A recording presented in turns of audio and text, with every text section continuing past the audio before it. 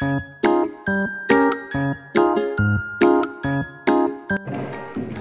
selamat pagi semuanya, anak kelas 4. Berjumpa lagi bersama Ibu pagi hari ini di jam terakhir untuk pembelajaran muatan PKN ya.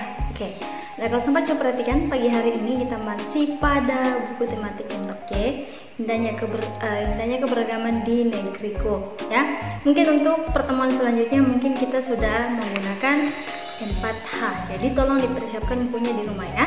Nah, oke, coba perhatikan tugasnya kemarin ya, sebagian sudah mengumpulkan dan sebagian belum. Ibu tidak tahu apa alasannya yang lain. Oke, coba perhatikan anak kelas 4 di Bu lihat dulu ya. Oke. Nah, di sini di halaman 93 kalian disuruh ya melihat gambar yang mana yang menceritakan atau menunjukkan tindakan yang mengancam persatuan dan kesatuan. Ibu sudah jelaskan bahwa persatuan dan kesatuan ya, dari kata satu itu berarti tidak boleh dipecah belah ya. Nah, kalian sudah tahu apa pentingnya menjaga persatuan dan kesatuan, terutama untuk bangsa kita. Kita terdiri dari berbagai pulau, dari berbagai suku dan sebagainya. Nah, penting sekali untuk menjaga persatuan dan kesatuan. Oke. Tentunya dalam permainan kalian seperti yang ada di gambar, ada gambar 1 dan gambar 2. Di sini yang mengancam persatuan dan kesatuan itu adalah nomor 1. Mengapa demikian? Ya, apa pendapat kamu? Karena mereka di sini ya, dalam permainan sepak bola mereka tidak bersatu ya. Tidak bersatu, tidak menunjukkan persatuan dan kesatuan karena mereka saling bertengkar. Oke, seperti itu. Kalau kita berkelahi dan bertengkar, itu tidak menunjukkan sikap persatuan dan kesatuan. Lain pada gambar yang kedua. Coba perhatikan gambar kedua, di situ mereka selalu hidup rukun. Jadi itu salah satu menunjukkan sikap yang menunjukkan persatuan dan kesatuan. Nah, tindakan lain yang bisa mengancam persatuan dan kesatuan bersama temanmu, tentunya banyak ya, yang bisa mengancam persatuan dan kesatuan. Contohnya dalam kelas saling mengejek ya, saling mengejek antar teman itu bisa mengancam persatuan dan kesatuan ya. Tidak ada toleransi antara umat beragama, itu bisa mengancam persatuan dan kesatuan. Oke, seperti itu. Nah, pagi hari ini coba perhatikan halaman 98 sampai 99. Di situ kita akan membahas menjelaskan sikap toleransi yang dapat diterapkan di lingkungan sekolah ya. Tentunya anak kelas 4 sudah tahu semua bagaimana itu menerapkan sikap toleransi ya, terkhusus di lingkungan sekolah. Nah, biasanya di lingkungan sekolah itu terdapat beraneka ragam perbedaan ya, ada berbeda suku ya, bahkan berbeda jenis kelamin, kemudian berbeda agama, status sosial dan sebagainya. Nah, di sini kita diajak untuk menerapkan sikap toleransi. Oke, coba perhatikan di sini. Lina, aku pamit salat dulu ya. Silakan Deli. Oke, ini adalah contoh yang sering kita temukan dalam kehidupan sehari-hari ketika ada teman kita pamit untuk melaksanakan ibadah ya. Itu pasti untuk menunjukkan sikap persatuan dan kesatuan. Kita harus memberikan izin kepada teman kita tersebut ya, seperti itu. Kemudian kita bermain ya, kemudian kita memandang suku atau kita memandang jenis kelamin, kami nggak mau berteman sama yang perempuan. Nah, itu salah satu sikap yang mengancam persatuan dan kesatuan. Oke, nah anak-anak sempat diajak di sini untuk selalu menerapkan toleransi yang menunjukkan sikap persatuan dalam kelas itu tidak boleh membedakan, apalagi ketika kamu bermain. Saya tidak mau bermain sama itu, dia anak kelas 1, dia masih kecil. Tidak, kalian satu, dia sudah presiden.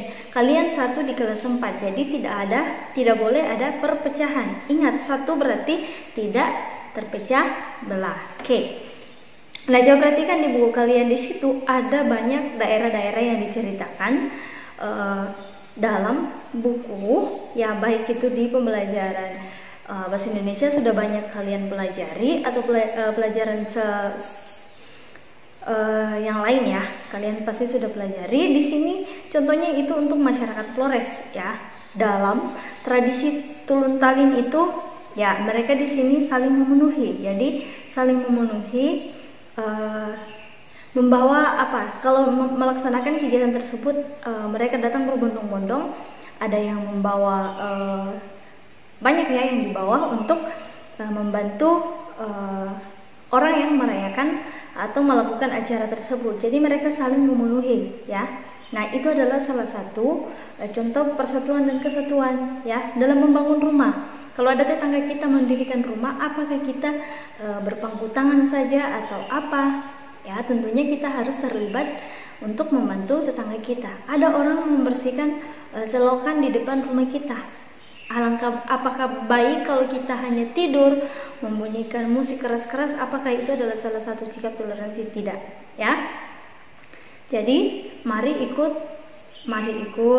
membersihkan dan sebagainya. Kemudian coba perhatikan pada masyarakat Manado, ya, mereka punya slogan itu torang semua bersaudara, kita semua bersaudara. Jadi di sini mereka selalu terbuka ya, keharmonisan antara mereka selalu menerima setiap perbedaan. Jadi anak-anak kelas 4 di situ di buku kalian, kalau kalian membaca ini, tentunya banyak hal yang kalian dapatkan tentang toleransi yang dapat diterapkan. Nah, kalian belajar dari sini berarti kalian membawa sikap yang diterapkan dalam buku ini. Karena kita nggak ke sekolah, jadi dalam bermain kalian bisa menerapkan hal demikian. Saatnya nanti untuk kembali ke sekolah, kalian menerapkan bagaimana caranya menunjukkan sikap persatuan dan kesatuan dalam kelas, di sekolah, dalam berteman dan sebagainya. Ya, itu dari Ibu untuk hari ini tentang menjelaskan sikap toleransi yang dapat diterapkan di lingkungan sekolah. Jangan kamu bawa hal-hal yang tidak menunjukkan sikap toleransi ya. Misalnya ada teman kamu pamit tapi kamu halangi, masa kamu mau berangkat ibadah, kita mau bermain. Itu hal yang salah. Itu berarti kamu tidak menunjukkan sikap toleransi terhadap orang yang berbeda agama dengan kamu. Oke, itu ya anak kelas 4. Hari ini Ibu tidak memberikan tugas karena Ibu masih menunggu tugas-tugas yang lain dari anak-anak yang lain yang belum mengumpulkan hari ini. Jadi tolong ya, karena Ibu misalnya PKN dan IPS, karena itu 2 kali seminggu, Ibu sudah mengurangi ya, tinggal 1 kali penugasan yang harusnya itu setiap hari, supaya kalian ada timbal baliknya ketika Ibu menjelaskan apa yang kalian dapat. Oke? Nah, ada saatnya nanti Ibu akan menyuruh kalian membuat rangkuman materi atau atau menceritakan kembali apa yang kalian dapat dalam satu tema ini ya nantinya. Oke. Jadi anak kelas 4 harus perhatikan di rumah, belajar dengan baik karena kalian ini sudah anak kelas 4 ya, bukan lagi anak kelas 1, anak kelas 2 dan sebagainya. Kalian sudah kakak kelas atas ya. Jadi tolong mandiri di rumah, mengerjakan tugasnya kalau tidak dibimbing oleh orang tuanya. Nanti kalau sudah selesai baru bertanya, "Mah, Pak, ini PR saya sudah selesai, tugas saya sudah selesai, bagaimana?" Ya, ada tadi yang saya kurang mengerti dan sebagainya. Tidak mungkin orang tua kamu menolak, "Nggak usah kerjakan." Tidak, ya. Tapi di sini anak kelas 4 banyak tidak mengumpulkan tugas karena masa bodoh. Kamu tidak pernah jujur sama orang tua, ditanya ada tugas? Tidak ada. Karena malas ya, hilangkan rasa itu ya anak kelas 4. Tolong diperhatikan untuk semua mata pelajaran. Sekian dari Ibu untuk pagi hari ini. Ibu ucapkan selamat siang dan salam sehat untuk kita semua. Tetap semangat di rumah dan ingat, tetap jaga kesehatan dan tetap menjalankan protokol kesehatan. Semoga kita tetap dalam keadaan sehat semuanya dan pandemi ini cepat berlalu. Dadah, sampai jumpa di video pembelajaran berikutnya. Tuhan Yesus memberkati.